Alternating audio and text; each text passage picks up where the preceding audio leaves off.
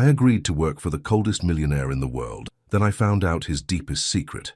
Before we explore all the details of this incredible story, tell us where you're following us from and the time. Subscribe to the channel so you don't miss a thing, and let's embark on this journey together. The coffee was still warm when her world collapsed. Imani Carter stared at the email on her laptop screen, reading the same 4 words over and over. Your position is eliminated. 26 months of 60-hour weeks, missed dinners and weekend calls, all reduced to a corporate template with her name spelled wrong. She closed the laptop with a soft click and leaned back in her cramped studio apartment chair. Outside her window, Chicago's November rain painted gray streaks down the glass, matching the hollowness spreading in her chest. Her savings account balance flashed in her mind. $847. Rent was due in 12 days. Her phone buzzed. Unknown number. Imani Carter? Speaking. This is Bethany from Vaughn Architectural Solutions. We got your resume from a temp agency. We need someone immediately, like today, immediately.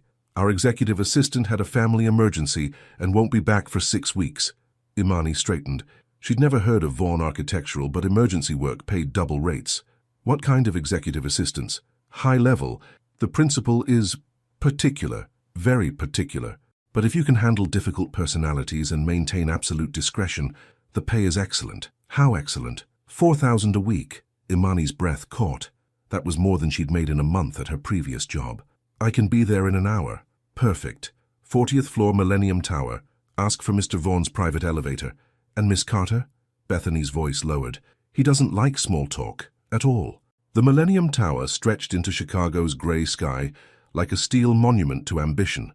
Imani's heels clicked against the marble lobby floor as she approached the security desk, her best blazer pressed and her portfolio clutched tightly. Imani Carter for Mr. Vaughn, she told the guard. He studied her ID for a long moment, then handed her a special key card. 40th floor, private elevator bank, left corridor.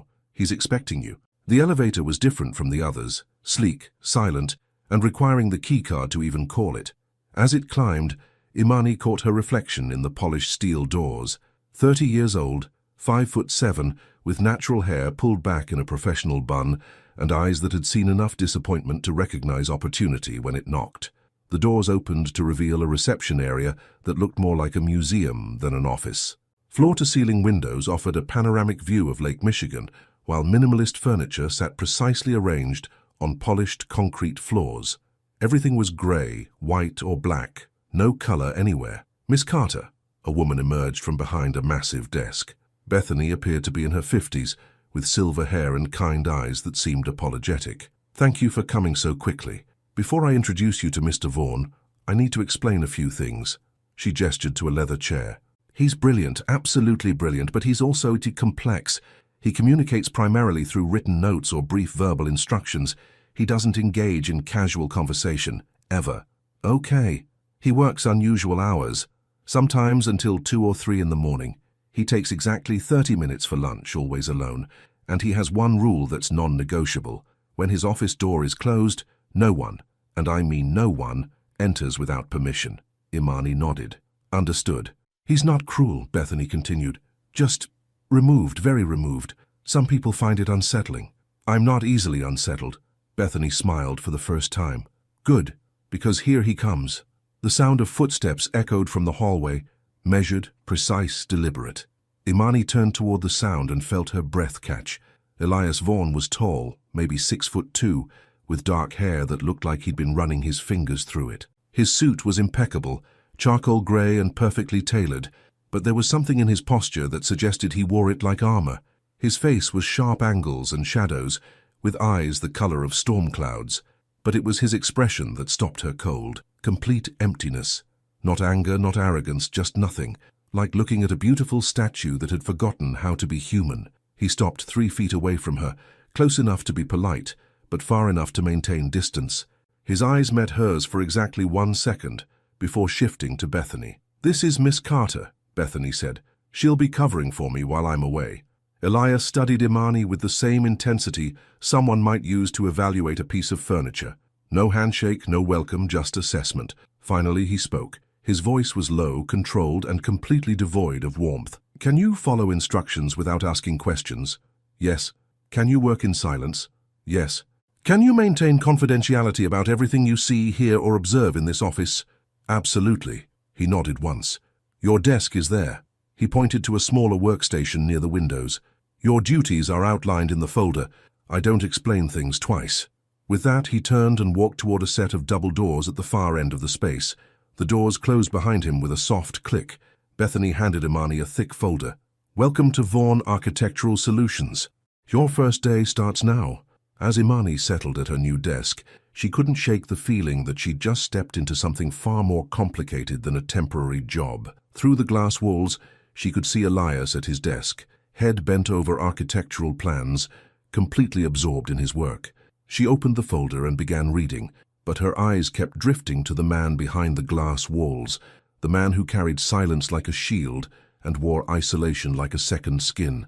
What she didn't know was that by the end of the day, she would discover something that would change everything she thought she knew about Elias Vaughn. What secrets do you think the coldest person you know is hiding, and would you be brave enough to find out? Some people spoke with words. Elias Vaughn spoke with absence. 3 days into her new position, Imani had learned to read the language of silence. The way Elias tapped his pen twice meant he needed coffee, black, no sugar, in the specific ceramic mug that sat alone on his desk. When he stood and walked to the window, it meant he was thinking through a problem and didn't want to be disturbed. And when he placed a file on the corner of his desk without looking at her, it meant she had exactly 10 minutes to review it before he needed her input. She'd also learned that Elias Vaughn was nothing like the other executives she'd worked for. He didn't yell when frustrated. He didn't demand the impossible. He simply existed in his own carefully constructed world, expecting others to adapt to his rhythm rather than forcing them to change theirs. What unsettled her wasn't his coldness, it was his precision. Every movement was deliberate, every decision calculated. Even the way he arranged his pencils suggested someone who needed control over every detail of his environment. He's been like this since I started working here, whispered Delilah, the receptionist from the main floor who'd brought up some documents. She was a young woman with bright eyes and an obvious crush on the mysterious executive. Nobody's ever seen him eat lunch with anyone. He orders the same sandwich every day from Morton's Deli, turkey, no mayo, whole wheat, but he always throws away half. Imani glanced through the glass walls at Elias, who was reviewing blueprints with the intensity of someone solving a life-or-death puzzle. How long have you worked here? 8 months. And in all that time, I've never seen him smile. Not once. Delilah lowered her voice further. Bethany says he used to be different. Before.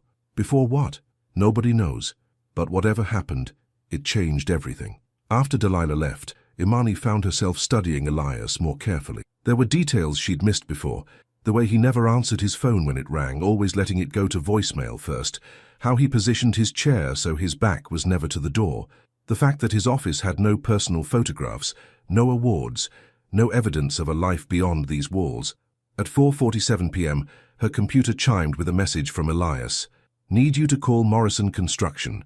Tell them the deadline for the Riverside project moves to January 15th. Imani looked up to find him watching her through the glass. When their eyes met, he immediately looked away, but not before she caught something in his expression, a flicker of something that might have been vulnerability. She made the call, then typed back, Morrison confirms January 15th. They're requesting a meeting next week to discuss material changes. His response came immediately. No meetings. Handle it through email. All communications through email. All communications. Imani leaned back in her chair. In 3 days, she'd watched Elias avoid 4 different meeting requests, refuse 2 conference calls, and decline a lunch invitation from what appeared to be a major client. For someone running a successful architectural firm, he seemed determined to avoid human contact at all costs.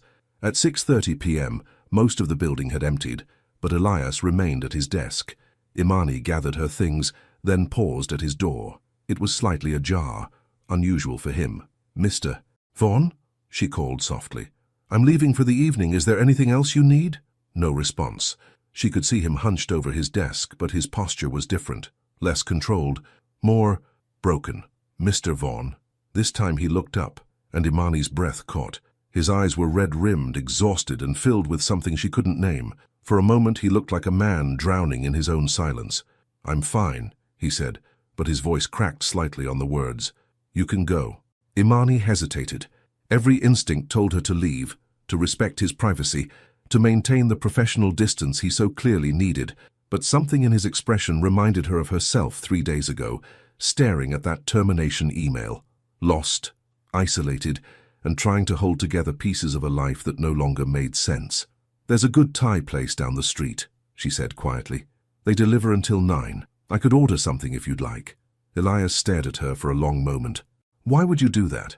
"Because you haven't eaten since this morning, and because sometimes the simplest kindness is just making sure someone doesn't go hungry." He continued to stare, as if she'd spoken in a foreign language. Finally, he shook his head. I don't do that anymore." "Do what?" "Accept help. Accept kindness. Accept—" He trailed off, then straightened his shoulders. "You should go home, Miss Carter. I'll see you tomorrow." Imani nodded, but she didn't move. "Can I ask you something, Mr. Vaughan?" His jaw tightened. "You can ask. When was the last time you had a conversation with someone? I mean a real conversation, not just work instructions." The question hung in the air between them like a challenge. Elias's hands stilled on his desk, and for a moment, Imani thought he might actually answer. Instead, he stood up abruptly. "Good night, Miss Carter." "Good night, Mr. Vaughan." As she walked to the elevator, Imani could feel him watching her. When she turned back, he was still standing in his doorway, silhouetted against the light from his office. There was something lonely about the image, a man trapped in his own carefully constructed prison. The elevator doors closed, but Imani couldn't shake the feeling that she'd just witnessed something important. Not just loneliness, but a kind of self-imposed exile, as if Elias Vaughan had made a decision to cut himself off from the world and was now trapped by his own success at achieving it. Her phone buzzed as she reached the lobby. A text from an unknown number. "The Thai place on Webster has good pad Thai, if you were wondering." Imani smiled despite herself.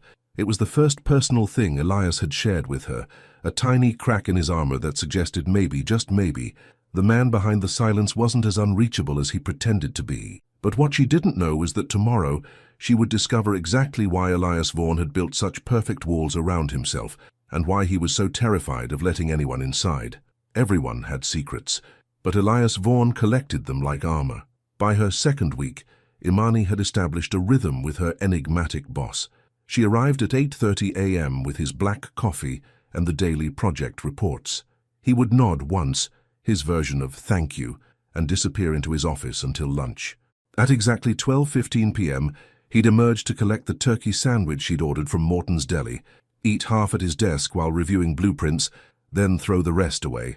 It was wasteful and puzzling, but Imani had learned not to question Elias's habits. Each one seemed to serve some purpose in the carefully structured world he'd built around himself. What she couldn't figure out was Friday afternoons.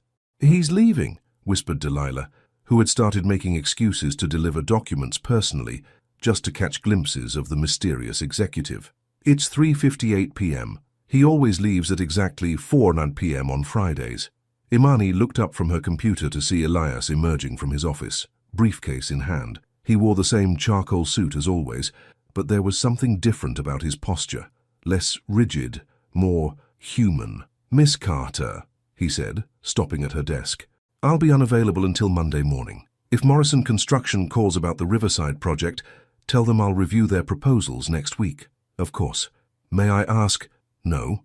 His response was immediate, but not harsh. "You may not." He walked toward the elevator, then paused. Without turning around, he said, "The cleaning crew comes at 6. Make sure they don't enter my office. Ever." The elevator doors closed, leaving Imani alone with her questions and the scent of his cologne, something subtle and expensive that seemed to linger in the air like a ghost. "Where do you think he goes?" Delilah asked, settling into the chair beside Imani's desk. "I have no idea, but it's important to him. You can tell by the way he moves like he's going somewhere that matters. Maybe he has a secret girlfriend." Imani shook her head. "A man with a secret girlfriend doesn't look that lonely."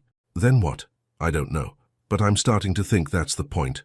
The following Tuesday, Imani discovered something that made her reconsider everything she thought she knew about Elias Vaughan. She was organizing his calendar when she noticed a pattern in his appointments.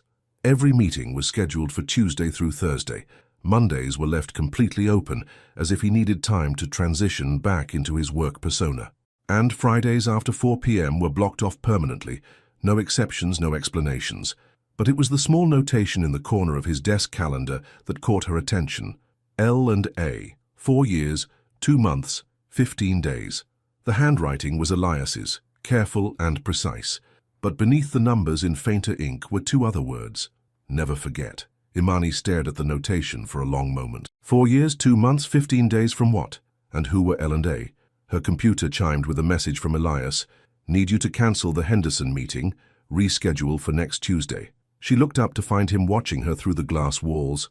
There was something different about his expression, more guarded than usual, as if he suspected she'd seen something she shouldn't have. Henderson meeting moved to Tuesday, 2 p.m. Confirmed. Thank you. But as she typed, Imani couldn't shake the feeling that she'd stumbled onto something significant. The notation wasn't random. It was a countdown. But to what? That afternoon, she found herself studying Elias more carefully, the way he held his pen, the precise arrangement of his desk, the fact that he kept his coffee mug in the exact same position every day.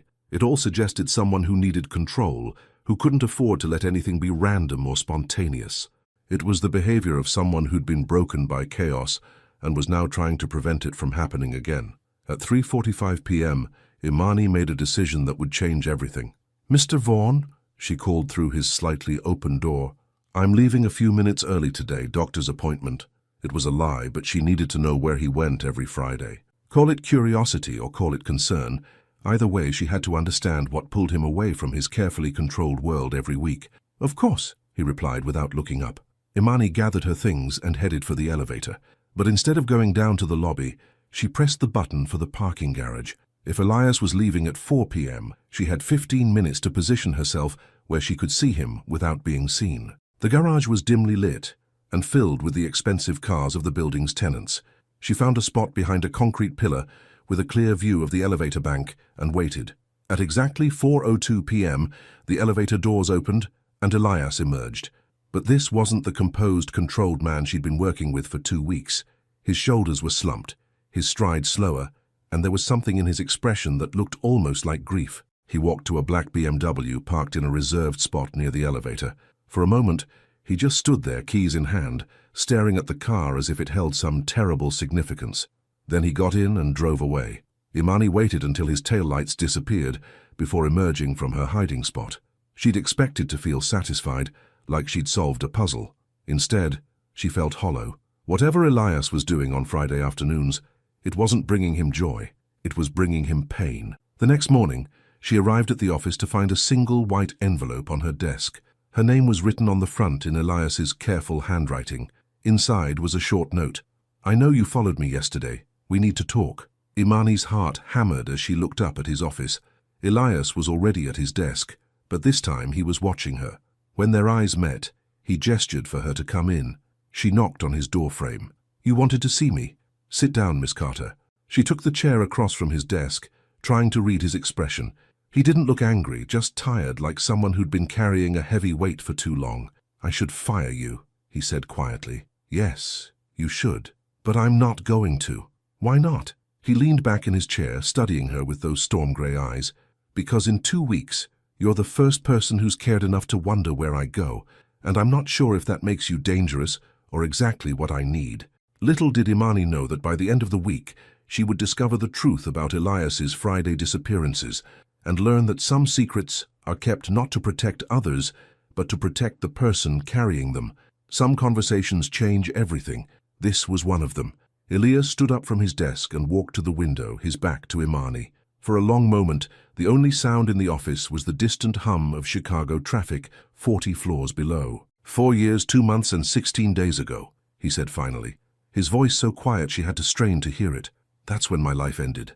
Imani remained silent, sensing that any interruption would cause him to retreat back into his shell. "You want to know where I go on Fridays?"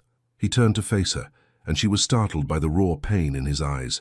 "I go to visit the graves of my wife and daughter." The words hit Imani like a physical blow. She'd suspected tragedy, but hearing it confirmed made everything about Elias suddenly make sense. The isolation, the control, the careful distance he maintained from everyone around him. "Their names were Luna and Aria," he continued, moving back to his desk but remaining standing. Luna was 32, Aria had just turned 6. They were driving to Aria's piano recital when a drunk driver ran a red light. Imani's throat tightened. "Elias, I'm so sorry." "Don't." His voice was sharp but not angry. Please don't say you're sorry. Everyone says they're sorry and it doesn't change anything. It doesn't bring them back. He sat down heavily, suddenly looking older than his 38 years. The driver was texting. 17 years old, texting about some party he was going to that weekend. He walked away with a broken arm. My wife and daughter died instantly. The silence that followed was deafening. Imani wanted to say something, anything, but every word that came to mind felt inadequate. You asked me when I last had a real conversation with someone, Elias said, his fingers absently straightening the papers on his desk. It was with Luna, the morning they died. She was excited about Arya's recital. Arya had been practicing für Elise for months, and Luna couldn't wait to record it. What happened to the driver? 6 months in juvenile detention. Community service. His record was sealed because he was a minor. Elias's laugh was bitter. Justice. Imani felt a surge of anger on his behalf, but she kept it to herself. This wasn't about her feelings. It was about understanding the man who had been carrying this weight alone for 4 years. Is that why you don't drive? She asked gently. He looked surprised. How did you take a car service to work? I've seen the receipts.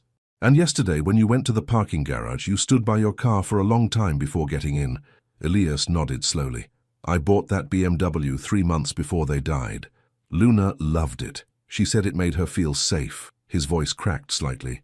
I haven't driven it more than a handful of times since the funeral, but I can't sell it either, because it still smells like her perfume. He stared at her, shocked by her understanding. How could you possibly know that? Because grief isn't logical. It's all the little things that keep them close. For the first time since she'd known him, Elias's carefully constructed mask slipped completely. His shoulders sagged, and when he spoke, his voice was barely above a whisper. Every Friday I bring Luna white roses, her favorites, and I tell Arya about my week. I describe the buildings I'm designing, the clients I'm working with, anything to feel like I'm still part of their lives somehow. He looked up at Imani. It's pathetic, isn't it? No, she said firmly. It's love. Something shifted in his expression.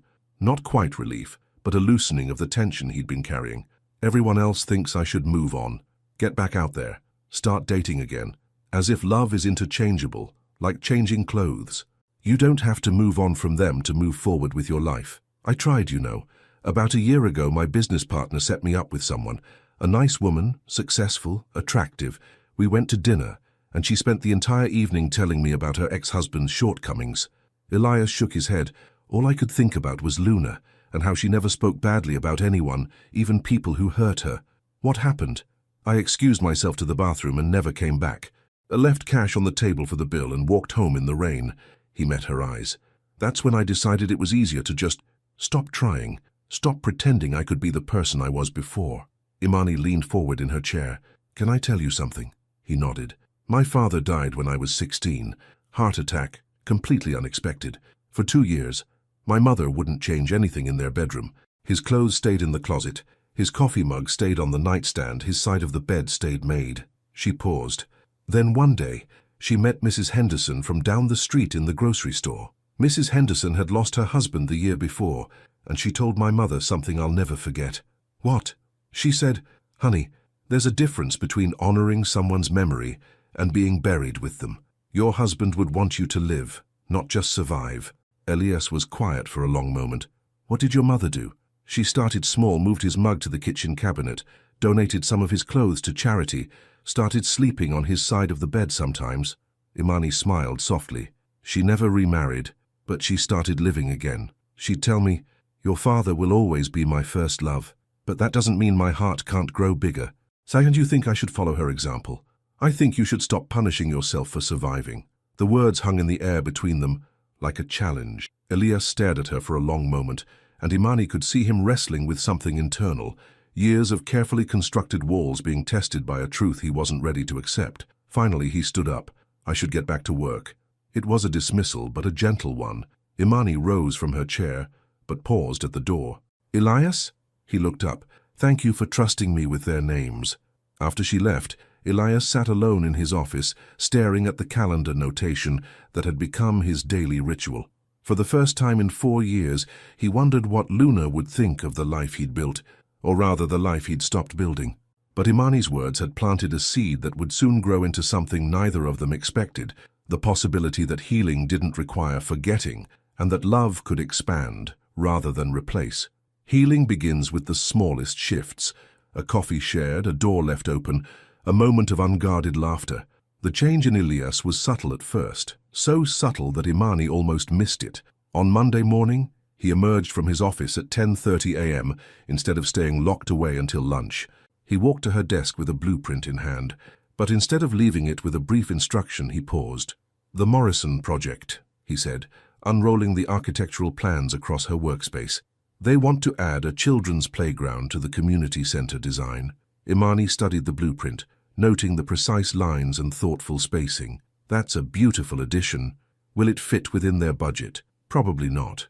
But," he hesitated, running his finger along the edge of the paper, "children need places to play, places where they feel safe." There was something in his voice, a softness that hadn't been there before.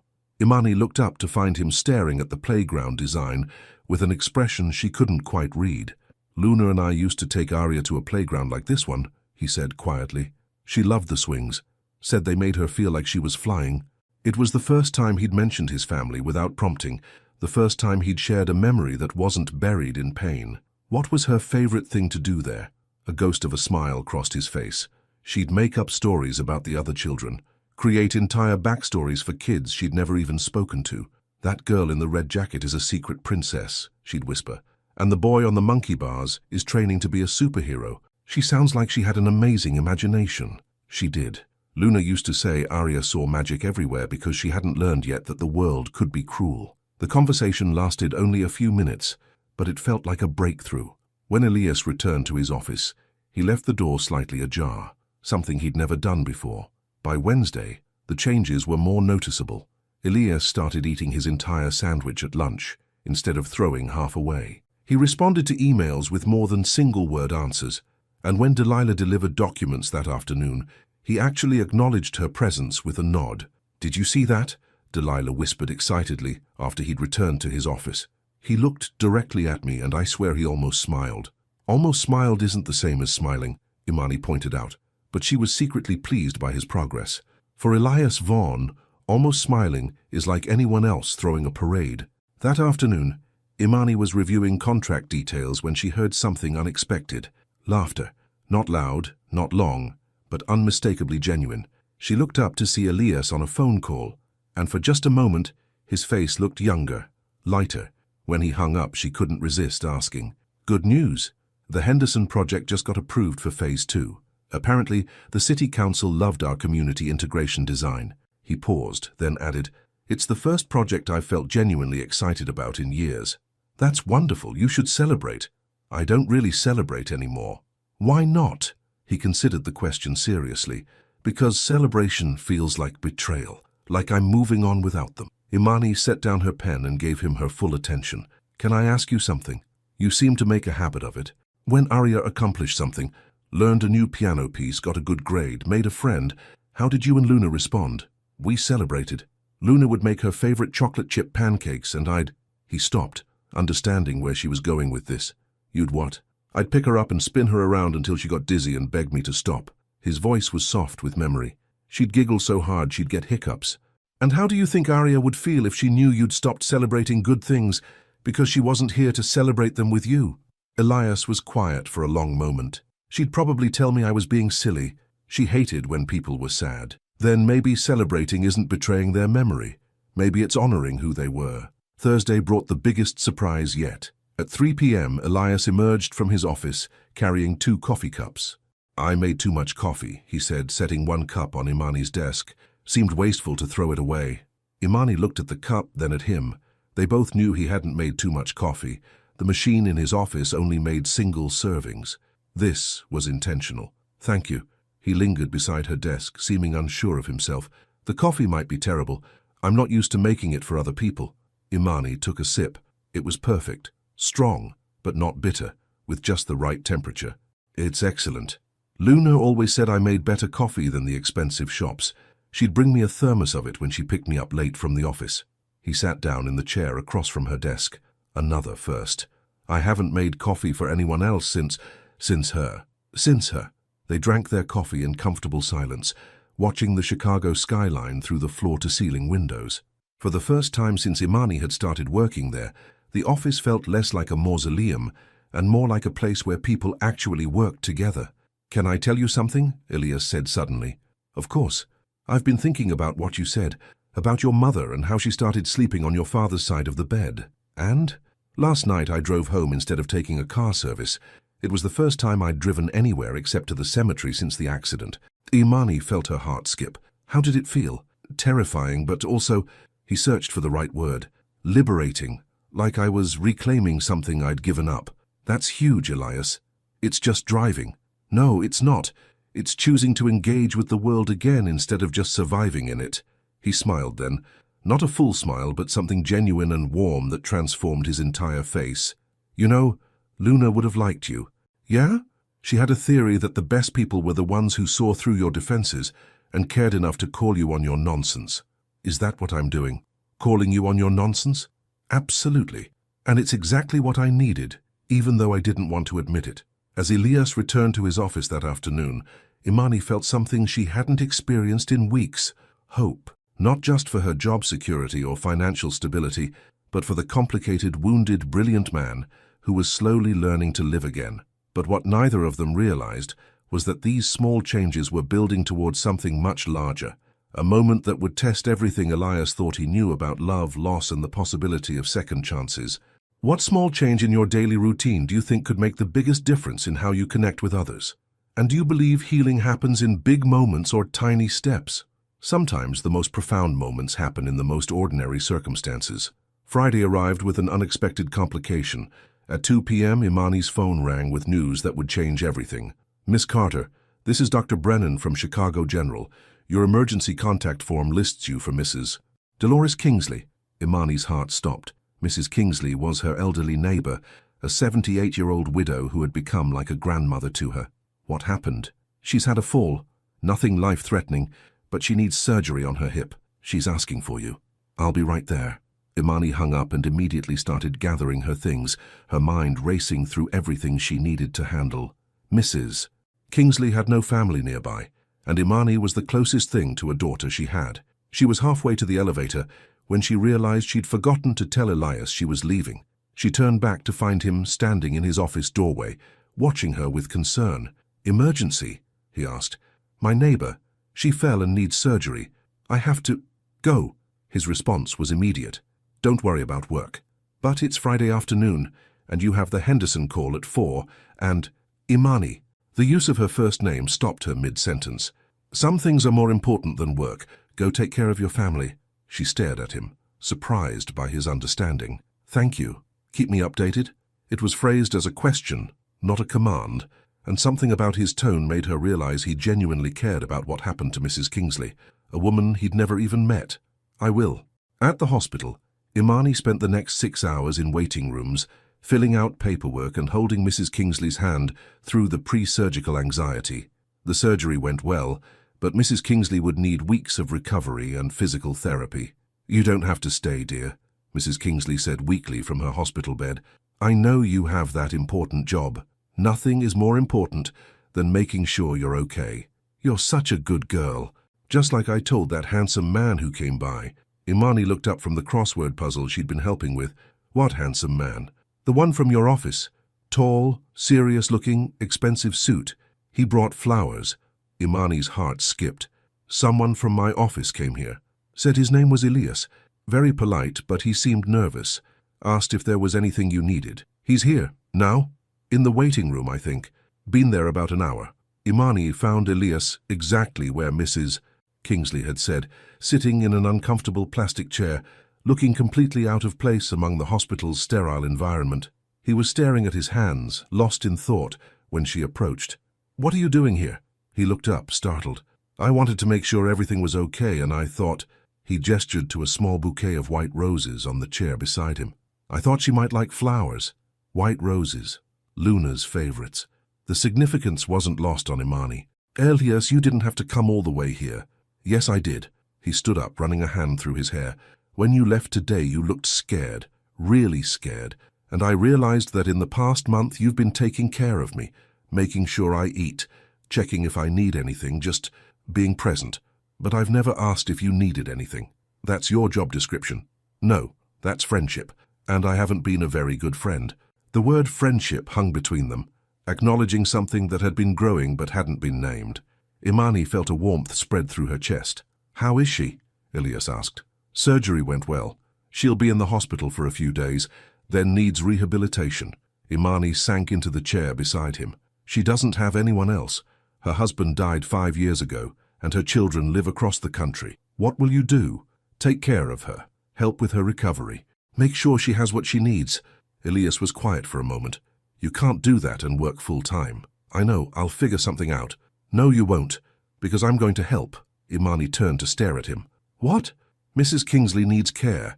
You need to be able to provide that care without worrying about your job, so we'll make it work." "Elias, you can't just rearrange your entire business because my neighbor needs help. Watch me." His voice was firm, but his eyes were gentle. "You told me that celebration honors the people we love. Well, this is how I want to honor Luna and Arya, by making sure someone who matters to you gets the care she needs."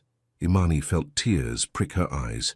"Why would you do that?" He was quiet for a long moment, seeming to weigh his words carefully. "Because a month ago, I was drowning in my own grief, and you threw me a lifeline without even knowing it. Because you see people, really see them, and you care enough to help. And because..."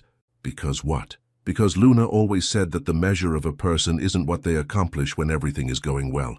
It's what they do when someone they care about is in trouble." The simple honesty of his statement took Imani's breath away. "You barely know me. That's not true anymore." He picked up the white roses. "Should we give these to Mrs. Kingsley?" They spent the next hour in Mrs. Kingsley's room, with Elias listening patiently as the elderly woman told stories about her late husband and asked pointed questions about his intentions toward Imani. To Imani's surprise, he answered every question with humor and grace, even laughing when Mrs. Kingsley declared that he had kind eyes but sad shoulders. As they walked to the parking garage together, Imani felt something shifting between them, a deepening of trust that went beyond employer and employee, beyond even friendship. "Thank you," she said as they reached his car, "for coming, for the flowers, for understanding. Thank you for showing me that caring about someone doesn't have to hurt." The words were simple, but they carried the weight of 4 years of carefully guarded emotion. As Elias drove away, Imani stood in the parking garage and realized that somewhere between coffee and white roses, between shared grief and mutual understanding, she had started falling for the man behind the walls. What she didn't know was that Elias was having the same realization, and it terrified him more than anything had in 4 years. The moment when friendship becomes something more is rarely announced. It arrives quietly, in a glance that lingers too long, or a touch that means everything. The following Monday transformed their carefully maintained professional dynamic into something neither of them had prepared for. Elias arrived at the office with coffee for both of them and a flexible schedule that allowed Imani to visit Mrs. Kingsley during lunch and leave early for physical therapy appointments. But it was the small intimacies that caught them both off guard. The way he touched her shoulder gently when delivering the coffee, how she straightened his tie without thinking when he emerged from a video conference looking disheveled. "You don't have to keep doing this," Imani said as he handed her a steaming cup at 10 a.m. "Doing what?" "Taking care of me the way I took care of you." Elias paused, his fingers still wrapped around his own mug. "What if I want to?" The question hung between them, loaded with implications neither was quite ready to address directly. "Why?" she asked softly. "Because for the first time in 4 years, taking care of someone doesn't feel like a burden. It feels like..." He searched for the right word. "Like coming back to life." Wednesday brought an unexpected crisis that would test the boundaries they'd been carefully maintaining. At 2 p.m., Imani's phone rang with devastating news. Mrs. Kingsley had suffered complications during physical therapy, not life-threatening, but requiring immediate surgery and an extended hospital stay. Imani hung up the phone and immediately burst into tears. The stress of the past week, combined with worry about the woman who'd become her surrogate grandmother, finally overwhelmed her carefully maintained composure. She was still crying when Elias emerged from his office, drawn by the sound of her distress. What happened? Through her tears, she explained about Mrs. Kingsley's setback, her fear about the surgery, and her guilt about not being there when it happened. Without hesitation, Elias walked around her desk and did something that surprised them both.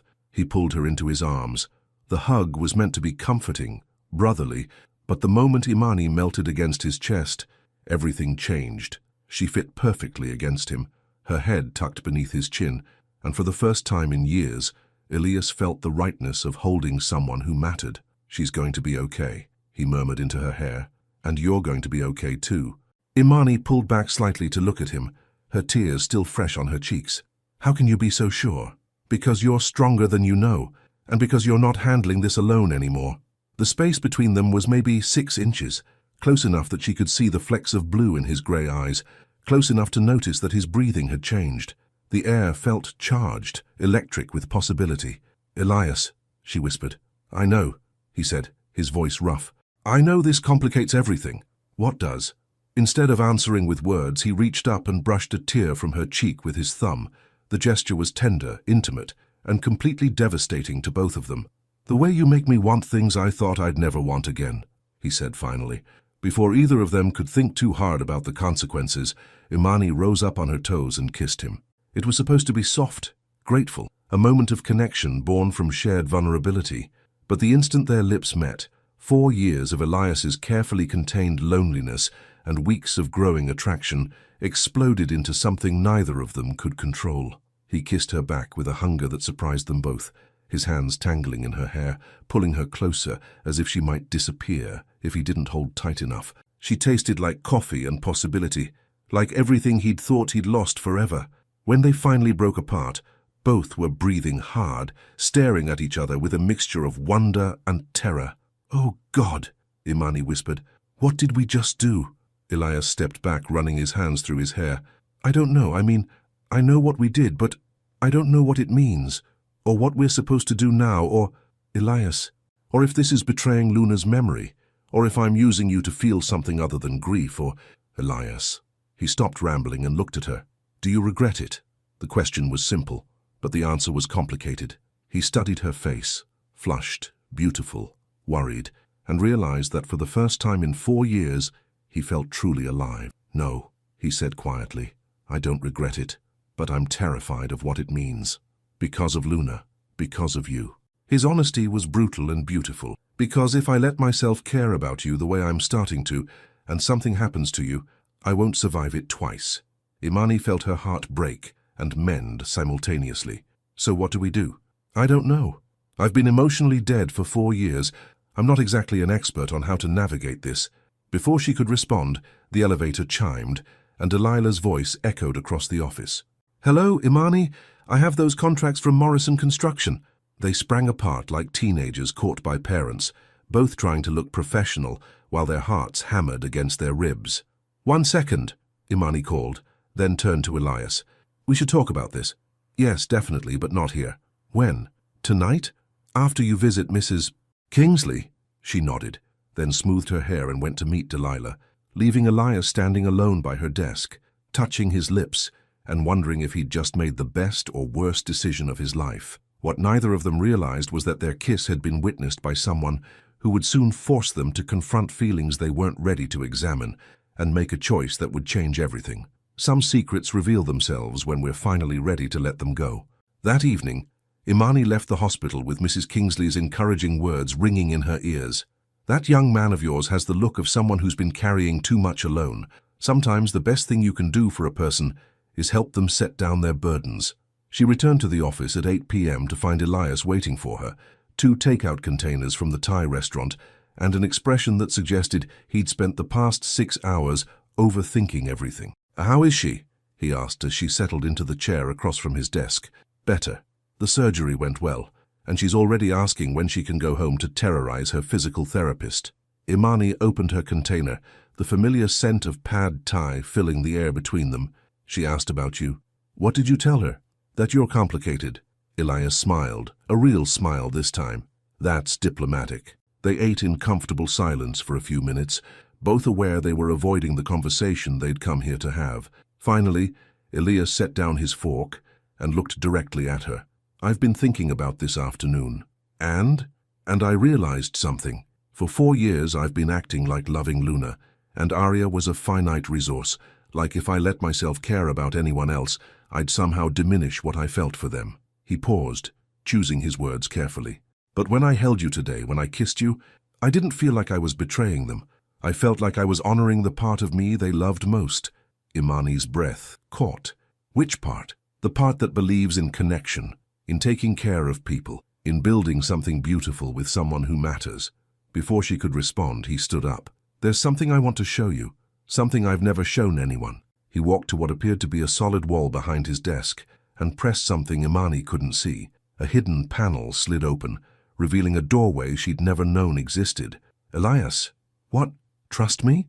She followed him through the doorway into a room that took her breath away. It was an artist's studio, lit by soft overhead lights that illuminated dozens of drawings covering every wall. But these weren't architectural blueprints. They were portraits, landscapes, moments captured in charcoal and pencil with breathtaking skill. You're an artist, she whispered. I used to be. Before architecture, before everything. He moved to the center of the room, surrounded by his work. This was supposed to be a conference room, but I converted it after I couldn't bear the idea of meetings anymore. Imani moved closer to the walls, studying the drawings. Most were of Luna and Arya. Luna laughing, Arya at the piano. Quiet moments of domestic happiness rendered with love and devastating accuracy. But there were others too. Chicago skylines, strangers on the street, Mrs. Kingsley from the hospital. Elias, these are incredible. They're all I have left of who I used to be. She turned to find him watching her with an expression of naked vulnerability. Who you used to be. Someone who believed in beauty. Who saw the world as full of possibilities instead of dangers. He gestured to the drawings of his family. Someone who could love without being afraid. Imani moved deeper into the room and stopped short. In the far corner, partially hidden by shadows, was an easel with a drawing she recognized immediately. Her own face captured in incredible detail.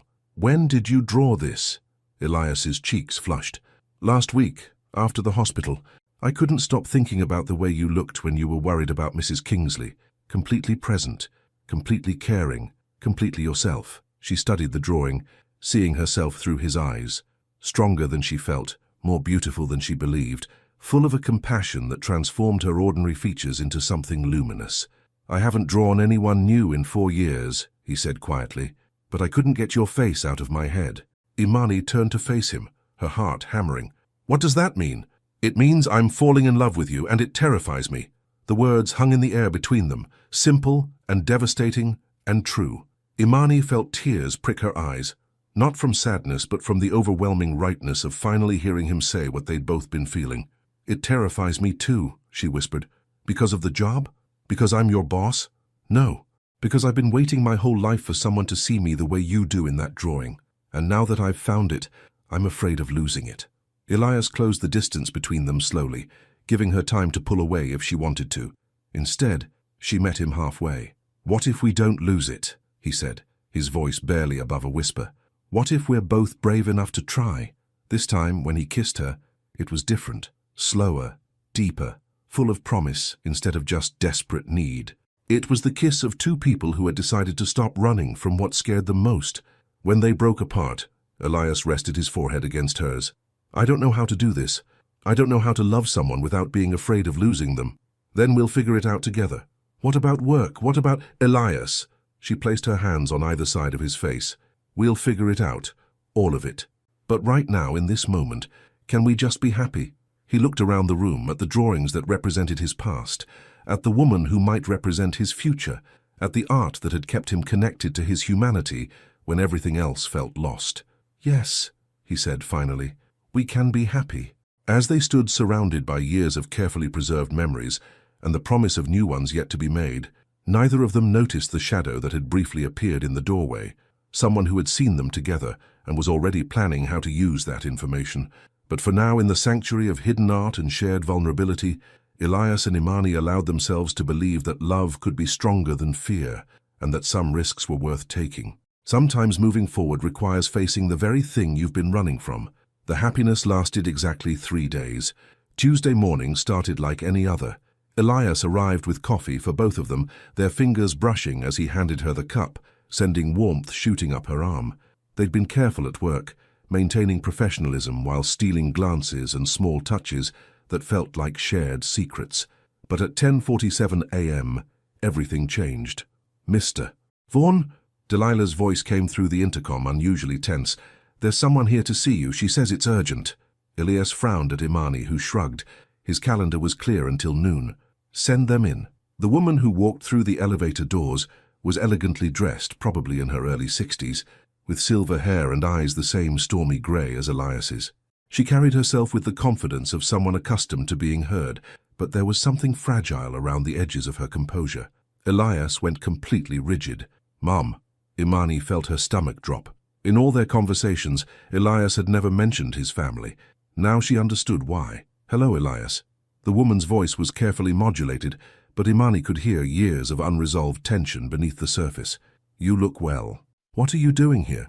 May I sit down?" Elias gestured to the chair across from his desk, his entire demeanor shifting back to the cold, controlled man Imani had first met. "How did you get past security?" "I told them I was your mother, which, despite your best efforts to pretend otherwise, I still am." The silence that followed was deafening. Imani started to rise from her desk to give them privacy, but Elias's mother turned to her with a smile that didn't reach her eyes. "You must be Imani. I'm Vivian Vaughn. How do you—" Imani began. "Know who you are?" Vivian's smile sharpened. "Because my son has been drawing pictures of you, and someone was kind enough to send me photographs." Elias shot to his feet. "Someone sent you what?" "Pictures of you kissing this young woman. Pictures of you in that room with all your art." She said the word like it tasted bitter. "Pictures that suggest you've been moving on quite nicely." Imani felt the blood drain from her face. Someone had been watching them, photographing them. The shadow in the doorway hadn't been her imagination. "Who sent them?" Elias's voice was deadly quiet. "Does it matter? What matters is that 4 years after my daughter-in-law and granddaughter died, you're finally ready to rejoin the living. And you didn't think to tell your family. We're not family anymore." The words hit Vivian like a physical blow. "Elias, we stopped being family the day you told me I needed to get over Luna and Arya, the day you said they were gone and I needed to focus on finding someone new. That was 3 months after the funeral. You weren't eating, you weren't sleeping, you'd locked yourself away from everyone who loved you. Because I was grieving, because you were dying." Vivian's composed facade cracked. "You were disappearing, piece by piece, and we were watching it happen. Your father and I were terrified we were going to lose you too." The raw pain in her voice stopped Elias's angry response before it could form. For a moment, mother and son stared at each other across 4 years of misunderstanding and hurt. "So you cut me off," he said finally. "You cut us off first. When you moved out of the house we shared, when you stopped returning calls, when you acted like we were the enemy instead of people who were grieving too." Imani watched this exchange with growing understanding. Elias hadn't just lost his wife and daughter, he'd lost his entire support system because grief had made communication impossible. "Luna and Arya were our family too," Vivian continued, her voice breaking. "We loved them. We miss them every single day. But we also love you, and watching you disappear into that pain was killing us. So you replaced me." "What? Don't lie to me. I know about Marcus and Bethany's adoption. I know you've been playing grandparents to their kids." The bitterness in Elias's voice was devastating. "I know you moved on just fine without me." Vivian stared at him in shock. "Is that what you think? That we replaced you? Didn't you?" "Oh, my darling boy." Tears spilled down her cheeks. "We were trying to figure out how to live with a hole in our family where you used to be. Those children aren't replacements.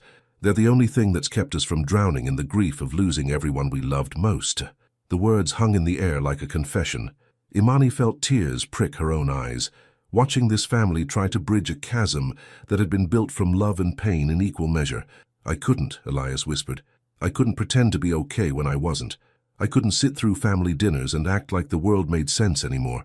We weren't asking you to pretend. We were asking you to let us help you heal." "I didn't know how to heal, I still don't." Vivian looked at Imani, then back at her son. "But you're learning." It wasn't a question. She'd seen the change in him, even in this brief, painful conversation. The man arguing with her now was present, engaged, alive in a way he hadn't been in years. "Yes," Elias said quietly, "I'm learning." "Because of her?" Elias glanced at Imani, and something in his expression made her heart skip. "Because of her. And because I finally understand that loving Luna and Arya doesn't mean I have to stop living." Vivienne followed his gaze to Imani. "May I ask how long this has been going on?" "It's complicated," Imani said softly. "Love always is." Vivienne stood up, smoothing her skirt. "Elias, I came here because I was worried about you.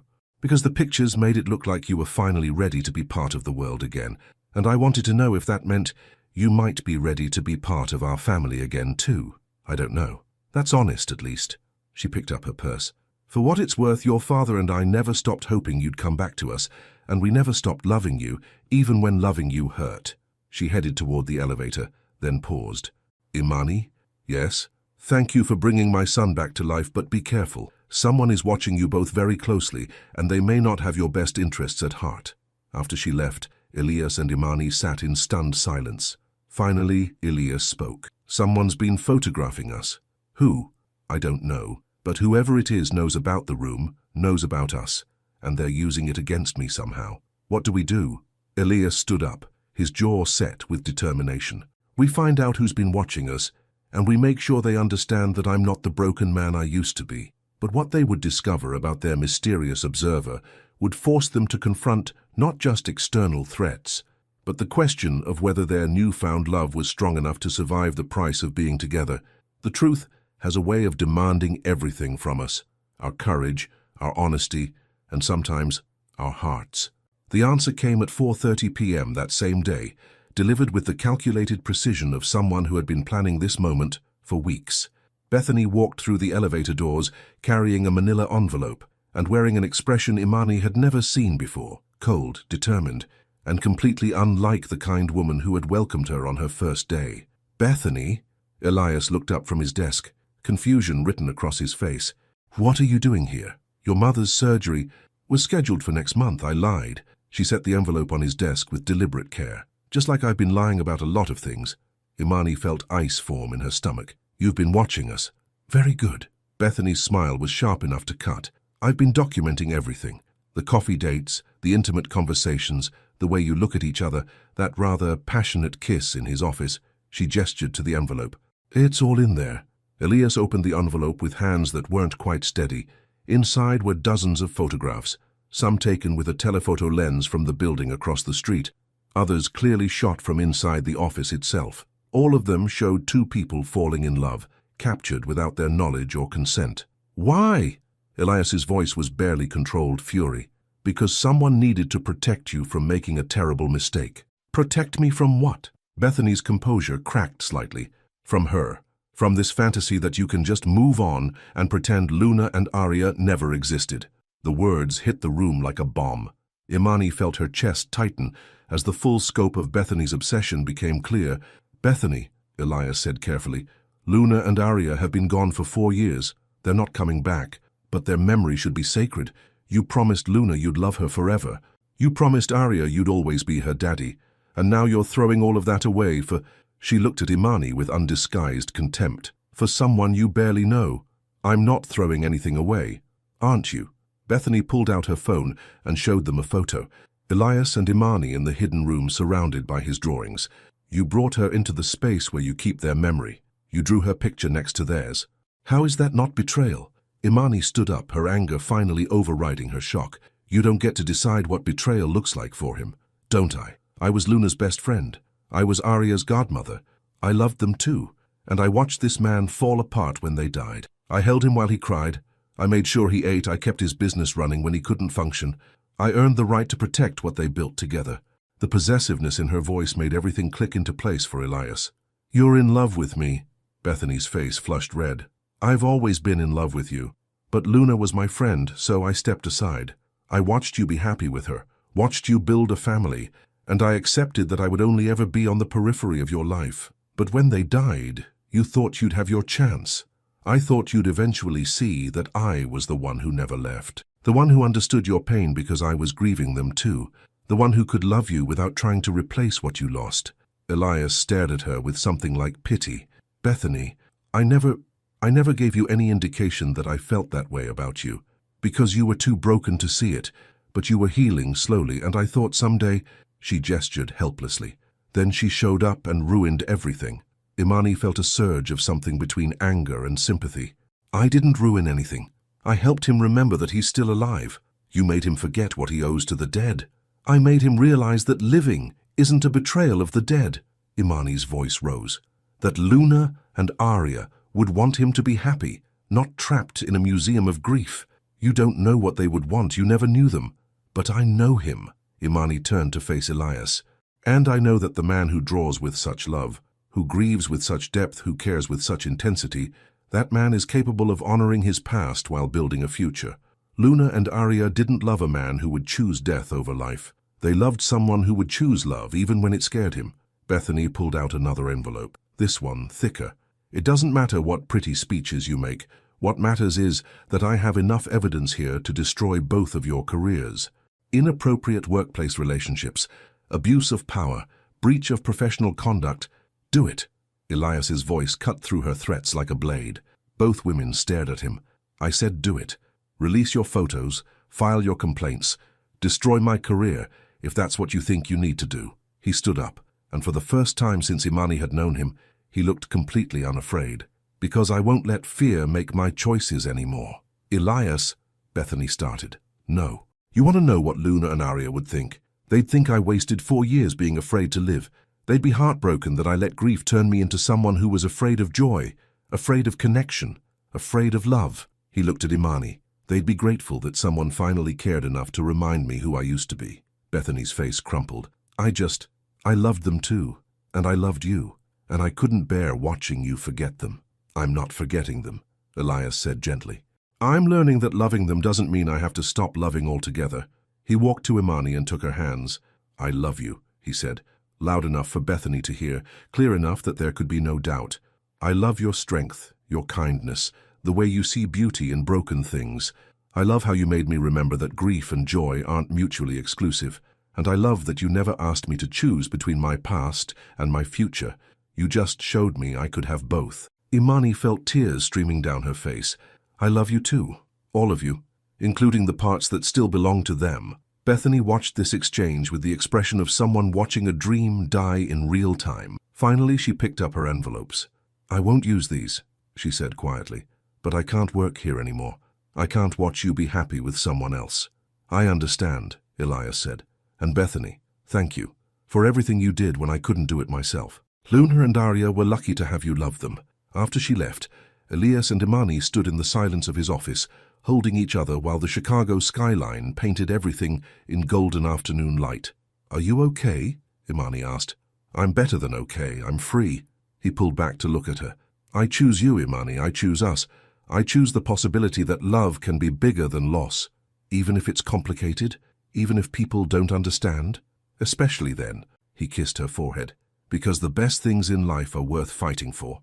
As they stood together in the office where they'd found each other, surrounded by the city that had witnessed their unlikely love story, both of them knew that this was only the beginning, not just of their relationship, but of a life built on the radical belief that healing was possible, that love could expand rather than replace, and that sometimes the greatest honor we can give to those we've lost is to live fully in their memory. 1 year later, some endings are really beginnings in disguise. The October morning sun streamed through the windows of what had once been Elias's hidden art room, now transformed into something entirely new, a space where past and future coexisted in perfect harmony. Imani stood in the doorway, coffee cup in hand, watching her husband add the final touches to his latest drawing. The word still felt surreal, even 6 months after their quiet wedding ceremony in Mrs. Kingsley's garden, with Vivian and Robert Vaughan as witnesses, and Mrs. Kingsley officiating with the authority vested in her by an online ordination and sheer force of personality. Almost finished, she asked, settling into the window seat they'd installed specifically for moments like this. Elias looked up from his easel, charcoal smudged on his fingers, and that soft smile she'd grown to love playing at the corners of his mouth. Just a few more details. The drawing was part of a series he'd been working on, scenes from their life together. This one captured last Friday afternoon at the cemetery, where their weekly visits had become less about grief and more about gratitude. In the drawing, Imani knelt beside Luna and Arya's shared headstone, carefully arranging the white roses, while Elias sat nearby, sketching her profile in his ever-present notebook. Mrs. Kingsley called, Imani said. She wants to know if we're still coming to Sunday dinner. Apparently, she's making her famous pot roast, and she's convinced you need more meat on your bones. We'll be there. Elias set down his charcoal and moved to sit beside her. How was your morning with Vivian? Productive. She's excited about the foundation launch. Says your father is already planning a speech that will make everyone cry. Imani leaned against his shoulder. She also asked if we'd thought any more about her suggestion. The suggestion had come 3 months ago, delivered with Vivian's characteristic blend of subtlety and determination. Had they considered that Luna and Arya's love story didn't have to end with their deaths, that perhaps the foundation they were creating in their memory could include a scholarship program for young artists, children who dreamed of making beautiful things but lacked the resources to pursue their passion. I've been thinking about it constantly, Elias admitted. But I wanted to make sure we were doing it for the right reasons. Which are? Because Arya would have loved the idea of helping other kids discover art, and because Luna always said that love multiplied when it was shared, not divided when it was given away. Imani turned to study his face. So we're doing it? We're doing it. He kissed the top of her head. The Arya-Luna Foundation for Young Artists. Has a nice ring to it, doesn't it? Before she could answer, her phone buzzed with a text from Delilah, who had taken over as Elias's assistant after Bethany's departure. Emergency at the office. The Morrison project model just arrived, and it's gorgeous. Elias needs to see this. Duty calls, Imani said, showing him the message. It can wait. Elias pulled her closer. This is more important. What is? This moment. Right here. You, me, the light coming through the windows. The fact that I can hold you without being afraid of losing you. He gestured to the room around them. Do you know what this space represents now?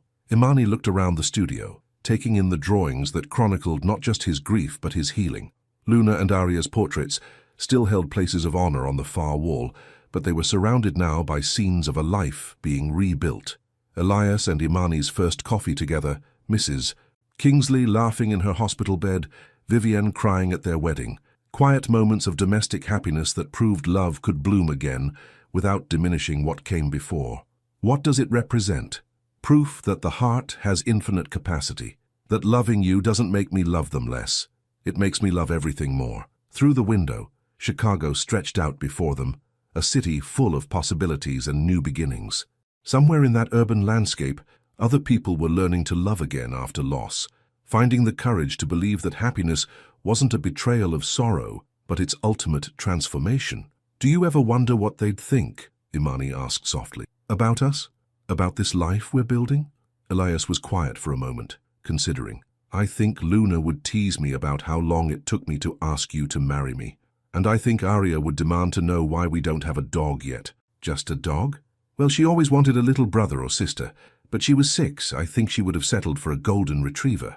Imani laughed, the sound filling the room with warmth. Maybe we should get a dog. Maybe we should get a lot of things. A house with a bigger garden so Mrs. Kingsley can teach us about roses. Studio space where you can write. Yes, I know about the novel you've been secretly working on. A nursery eventually when we're ready.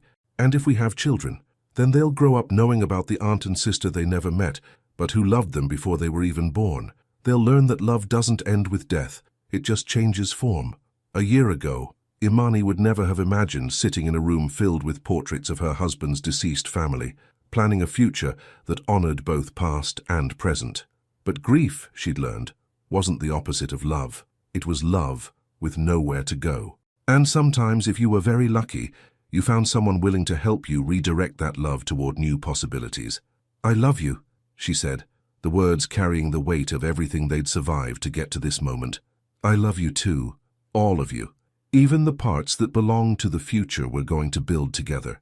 Outside, the city hummed with the energy of 8 million people, pursuing their own dreams, fighting their own battles, learning their own lessons about the complicated arithmetic of the human heart. But inside their sanctuary of art and memory, 2 people who had found each other in the aftermath of loss held each other close and planned a future that would honor where they'd been while embracing where they were going. Because that's what love does.